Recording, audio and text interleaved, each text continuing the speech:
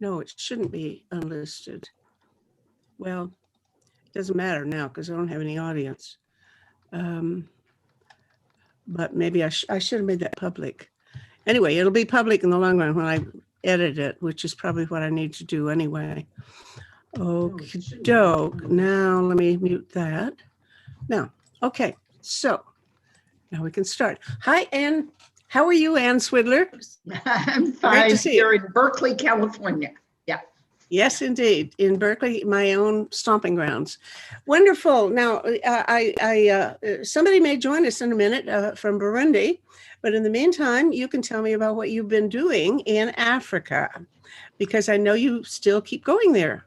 Yes, although, of course, I didn't go there this past summer. I haven't been there in over a year because of the coronavirus. I've been touring 2 different projects. I was doing a project on religious congregations and chiefs, and that's sort of the core of my interest because I had studied AIDS NGOs for a long time, and I had concluded that AIDS NGOs kept trying to sort of transform the lives.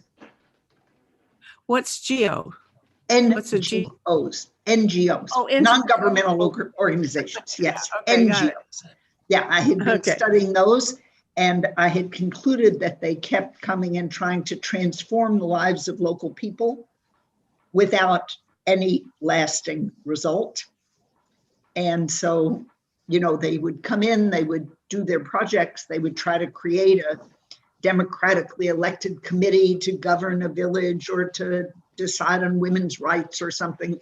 And then the minute their money went away, everything they had been trying to accomplish also went away.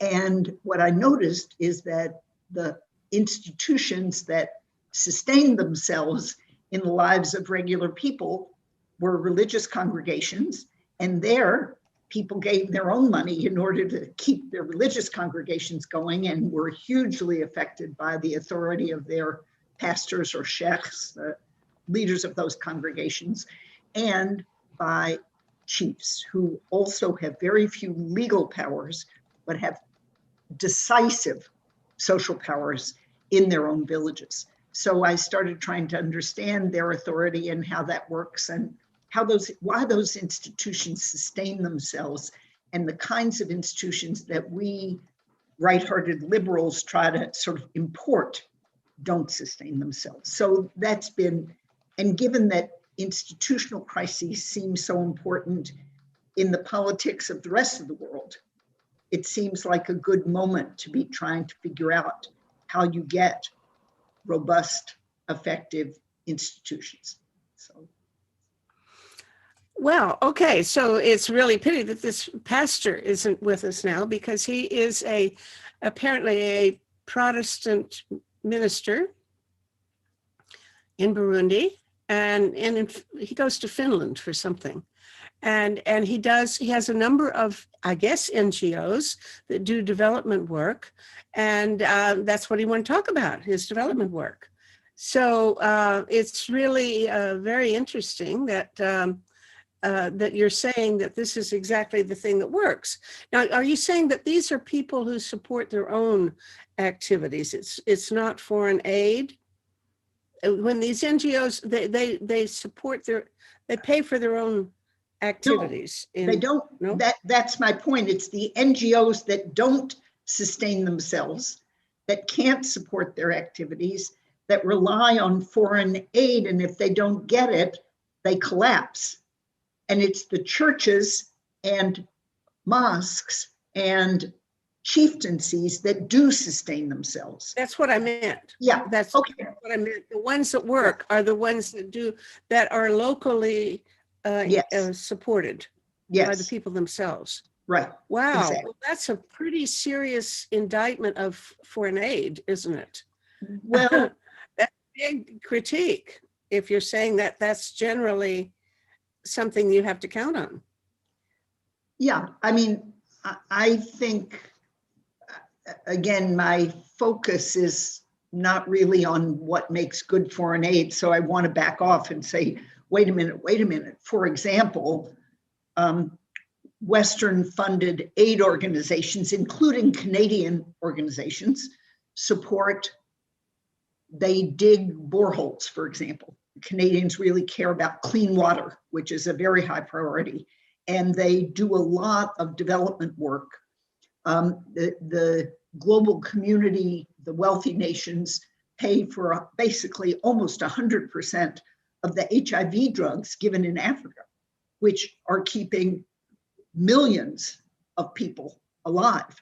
So the idea that foreign aid is no good is, I would object completely to that. The increases in longevity, that they're just the infrastructure, the healthcare, the blah, is all dependent on foreign aid. So I don't think I would critique foreign aid, but I do think that the kind of fantasy that Western ordinary people like you and me might have, which is what African countries really need, is someone to come in and teach gender equality in the villages, teach men to cook with their wives, come in and tell local, have villagers form an NGO to do HIV prevention work, have an NGO come in and teach villagers how to have a democratic form of governance.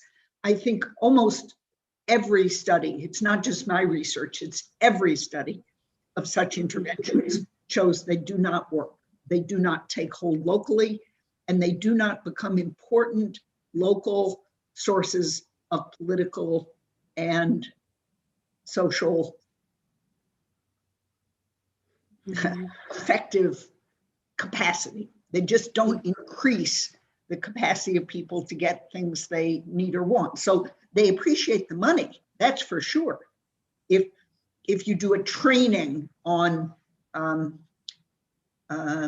preventing intimate partner violence, that's a typical kind of thing they do.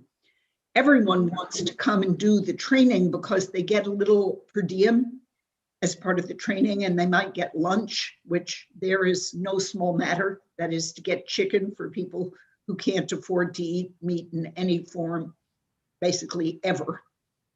These are huge benefits and they love them, but does it actually change ways of life, beliefs, the way people operate on the ground? And I would say the answer is no. Well, okay. What's your next move?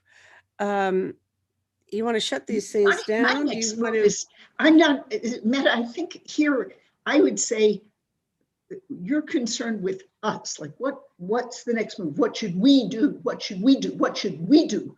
I'm actually interested in saying, before we think about what we do, we should really understand how they operate. What is going on? How do local institutions actually function? What is it that pastors and sheikhs are doing? What is it that chiefs are doing? What are they not my stereotype, oh, the chiefs are all men, so that's bad. But why are they such central figures? So I guess my first thing would be, if you want to intervene, it's sort of like if you want to cure disease in a body, but you don't know anything about physiology. You've never studied the circulatory system. You don't know what the lungs are. You don't know what the heart does. Then you say, oh my God, this person's ill. We should take out the heart. That'll be good. That must improve things. The person's blood is too hot. That's what's wrong, and let's just take out the heart. Well, I think our approach to foreign aid is a little bit like that, which is we don't see that it's incumbent on us to actually understand the systems we're so confident we have a right to change. Okay, I'm willing to understand. Now, the problem is, what is it that if I understood, I would want to do? I mean, for instance, I am so much a policy-oriented person. I have to decide for myself how I'm going to fix the world. And that's all I do day and night, is try to fix the world. And I certainly want to know how to do it right. But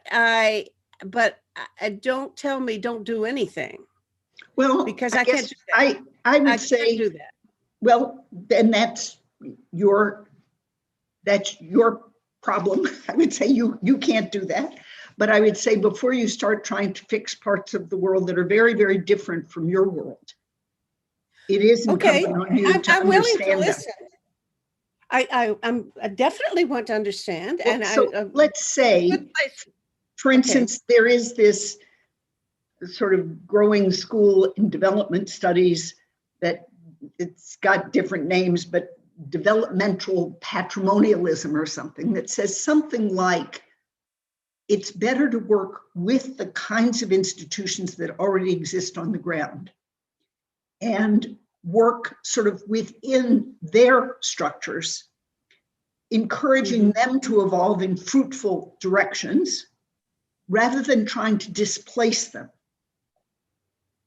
Right? Okay. So yeah, instead that's good. of imagining that's the kind of advice I could absorb. I'm not in a position to do much with it, but I can listen to that.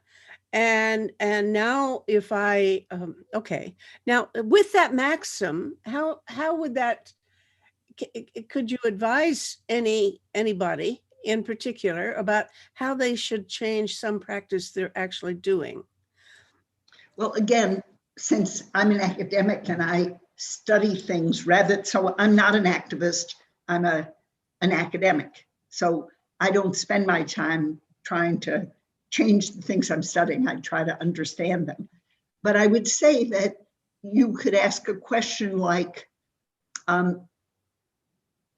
are chiefs, for example, more effective in what they're trying to do, which is get clean water for their communities, repair the local roads so that their villagers can get to and from the market, enforce what we would call property rights, which are critical to the daily lives. I mean, if somebody steals someone's goat, or in the chief's court I went to last time I was in Malawi in 2019, an old woman's dog had eaten a man's goat, and he only had 2 goats. So, this was a pretty serious threat to his livelihood. And it's the chief's authority. The chief hears this in court and adjudicates and gets the woman to explain why she can't keep her dog under control and so forth. But if you wanted to transform people's lives, one thing is you would want to preserve their access to effective legal protections.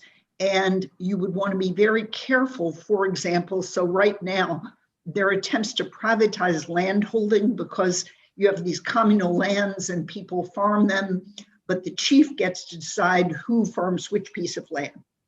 And so no wonder the chiefs have a lot of power. And it means that, well, the theory behind it, which is a good one, I think, is that if one family has very few children, few offspring, they don't need as much land, and another family has more offspring and needs more land, they get more. But so he can kind of reallocate within certain traditionally understood limits. If you come and you have a land law that privatizes all the land, first of all, there are almost certainly huge abuses. But the second thing is, wait a minute, if you undermine all the powers of the chief, where would people get their basic access to some kind of judicial system? Where would they get somebody to prevent the local teenager from stealing the sweet potatoes out of their garden, which is what they eat? I mean, a garden isn't a decorative thing, it's your farm, basically. So I think in all these ways, you want to think both when you're making changes. We don't have modern institutions to replace, effective modern institutions to replace these existing local institutions. So I think you want to tread carefully before you go altering ways of life. And then I think you do want to think about how some kinds of interventions work with local patterns. I'll give you a positive example. When I got to know one chief very well, I met him originally, I guess, in 2018, and he's great. I was snowed.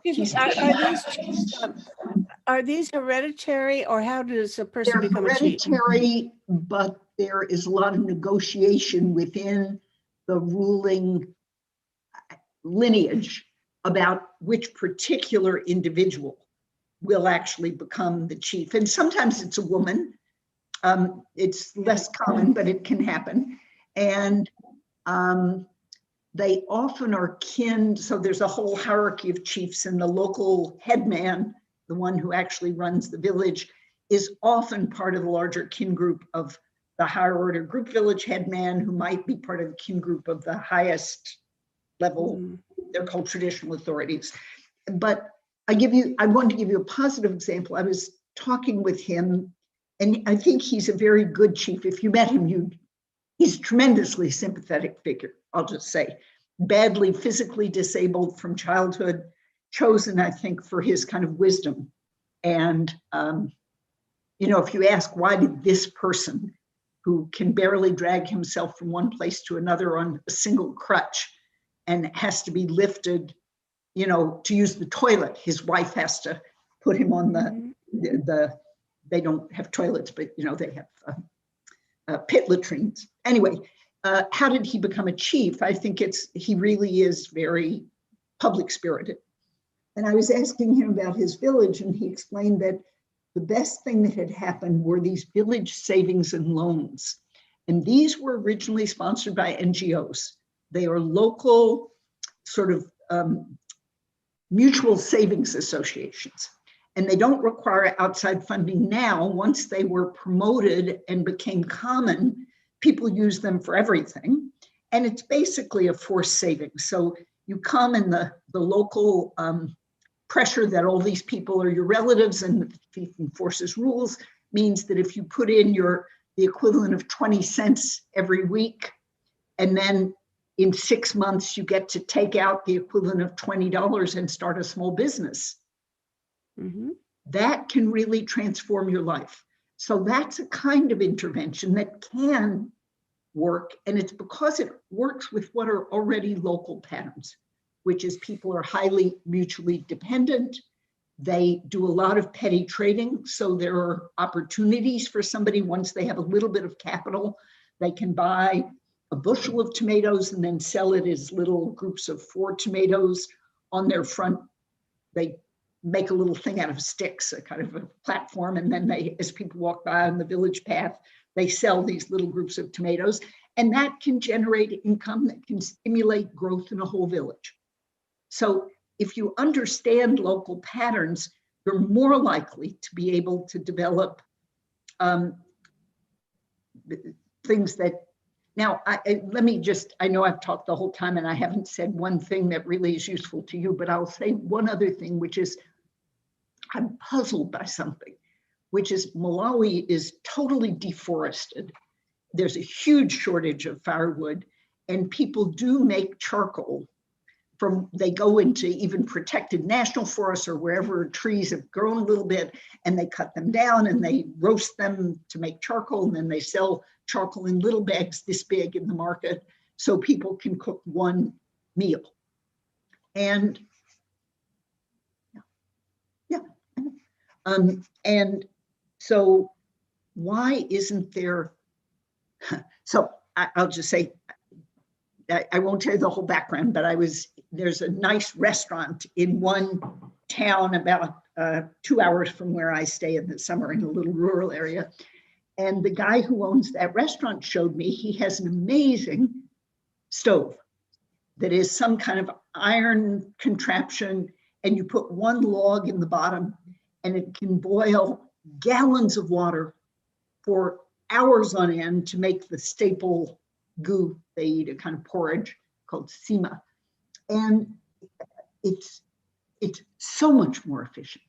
So why isn't there an NGO using carbon credits to provide those very efficient cooking stoves to local? Are these charcoal cooking stoves, or? No, the one I saw just uses a log. You just put a stick into it, basically, on one end, and however it's designed, that thing burns incredibly slowly and efficiently, and it cooks a vast amount of stuff for almost no input. And since gathering wood is one of the major burdens women face, it's the, you know, it's a really huge part of people's the burdens, and of course it's ecologically horrible. So anyway, yeah. Okay, well, I don't have a very good answer to that. I'm not well enough informed, but I would say this. I've heard that deforestation is really largely attributed to the desire for to making charcoal, and yet it's possible to create charcoal cooking stoves that are biochar, they call it, and you can gather things like leaves and twigs and stuff and use it and to make the charcoal. And at the time, you know, I understand that if you look at the island of Haiti, and is it what, the Dominican Republic that's on the other side, you can see the line. If you fly over, you can see one side's green, the other side's brown. It's just that simple. And that Haiti is just ruined because of cutting trees for charcoal.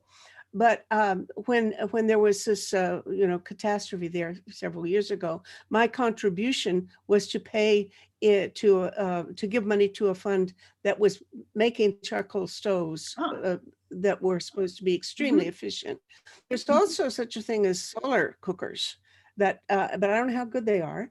I do know that supposedly using, and also there's another reason for not wanting charcoal well, fires indoors. Of course, there's a huge problem with lung disease and illnesses caused by cooking inside.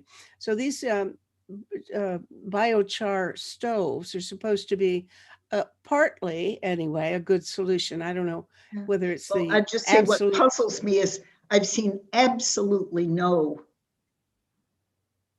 I've never seen such a stove except in this restaurant run by an Italian, actually. And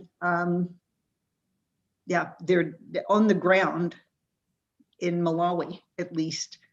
There's no evidence of such things. So if NGOs wanted to do something really useful, providing things that fit into the ways of life people already have, you know, okay. That's very useful ideal information. In fact, what it will do is I will now start looking for somebody who knows more about charcoal, you know, biochar stoves. But also try to figure out what these iron stoves that use almost no wood are, because that just seemed like a miracle to me. I saw this thing. Of course. Well, what about the fumes, though? This guy actually keeps it in a shed. People often cook outdoors. So people, I mean, their houses are these, in Malawi at least, they're these tiny mud brick huts, and they don't cook in their houses. They cook outside their houses. There's still a huge amount of smoke and stuff. I have to go. It's 10 o'clock. Yeah. Okay, it was very nice. Great fun. Okay. And I'm glad whatever accident happened. Yeah. Okay. Yeah. Wonderful to see you, and we'll be back in touch. See you. Okay. Take care. Bye-bye. Take care, dear. Give my good wishes to everybody that I should distribute it among. Okay. Same to you. Take care. Okay. Bye.